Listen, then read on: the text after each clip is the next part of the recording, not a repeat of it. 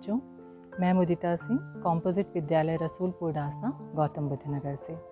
बच्चों, आज हम पढ़ेंगे प्रकाश संश्लेषण के बारे में।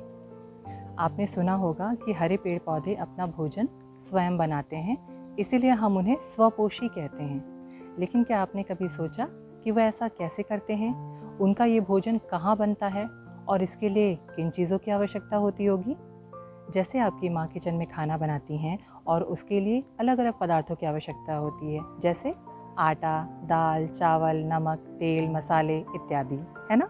इसी प्रकार से हरे पेड़ पौधे भी जब अपना भोजन बनाते हैं तो उसके लिए जिन पदार्थों की आवश्यकता होती है उसके बारे में अब हम जानेंगे।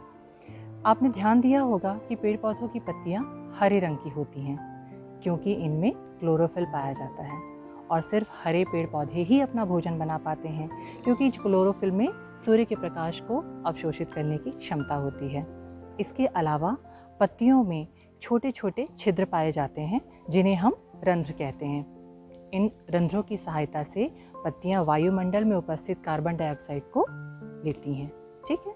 इसके अलावा जो हम पेड़ पौधों की जड़ों में जल डालते हैं वह जल तनों से होता हुआ पत्तियों तक पहुंचता है और क्लोरोफिल, जल, सूर्य का प्रकाश और कार्बन डाइऑक्साइड की सहायता से पत्तियां भोजन का निर्माण करती हैं जिसे ग्लूकोज कहते हैं।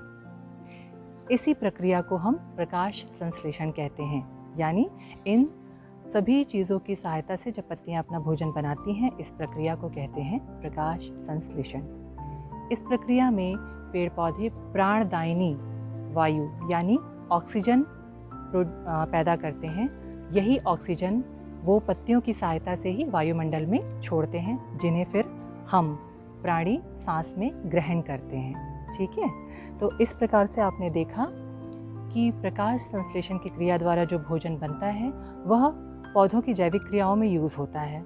इसके अलावा जैसे बचा हुआ भोजन आपके घर में फ्रिज में रख दिया जाता है या फिर स्टोर कर दिया जाता है, तो पत्तियों द्वारा बनाया गया जो भोजन यूज़ किया जाता है पौधों की जैविक क्रियाओं में, लेकिन जो बचा हुआ भोजन है, जो एक्स्ट्रा भोजन है, वो उनकी जड़, तना, पत्ती या फूल में इकट्ठा हो जाता है। धन्यवाद।